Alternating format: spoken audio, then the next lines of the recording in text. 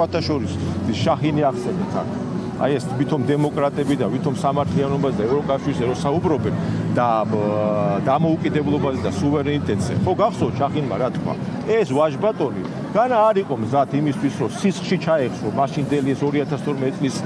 გამარჯვება ქართველი ხალხის და ქართული ოცნების. გაიხსენეთ რა თქვა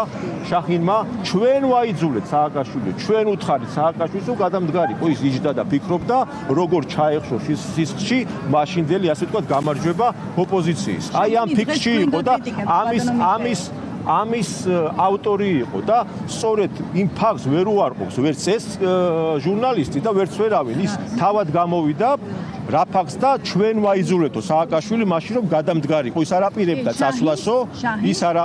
აპირებდა წასვლასო ის არ აპირებდა უყურეთ რას ნიშნავს გავლენა ქონდა დამოუკიდებელი ქვეყანა ვართ და ეს განსხვავება რას ნიშნავს დამოუკიდებელი ქვეყნის პრეზიდენტი საზოგადოებას მინდა აიყურეთ ამათი აზრი და გონება სად არის უყურეთ ამათი გონებით უყურეთ ამათი შეხედულებით ეს არის განსხვავება ამათი გონებით და შეხედულებით შაჰინი საქართველოში უფრო მაღლა იდგა ვიდრე სააკაშვილი გესმით ამათი შეხედულება რა არის საქართველოს პრეზიდენტს ვიღაცა კონგრესმენი აიძულებს რომ გადადგეს თქვენ წარმოგიდგენიათ ამათი შეხედულება და იმიტომ არ ვართ ამ დღეში რომ ეს შეხედულება არ შეუცვლიათ არც მიუღებელია მათთვის ეს დამოკიდებულება რომ შაჰინი გამოდის საჯაროდ საუბრობს რომ მე ვაიძულეო სააკაშვილი რომ გადამდგარიყო და ესენი იგივე აზრზე არიან არც გონია ამიტომ არის ჩვენი ქვეყანა